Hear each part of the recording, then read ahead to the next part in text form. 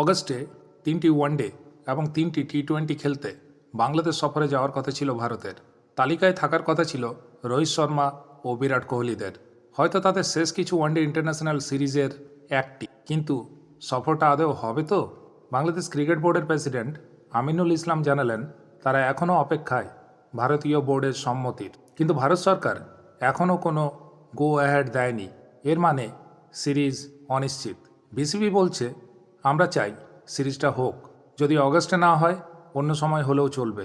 কিন্তু ওরা বুঝে গেছে নির্ধারিত সূচিতে সম্ভবত দল পাঠাবে না ভারত, কারণ বাংলাদেশের রাজনৈতিক অস্থিরতা এবং সম্প্রতি হওয়া কূটনৈতিক টানাপোড়েন। কেন্দ্র আগেই জানিয়েছে বাংলাদেশের সঙ্গে ক্রিকেট সম্পর্ক আপাতত স্থগিত।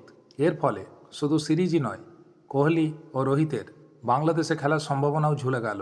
বিসিবি এখন বিকল্প খুঁজছে, কারণ ভারত না খেললে বড় আর্থিক ক্ষতি হবে তাদের। এখন দেখার বিষয় বিসিসিআই এই বিষয়ে কী সিদ্ধান্ত নেয়।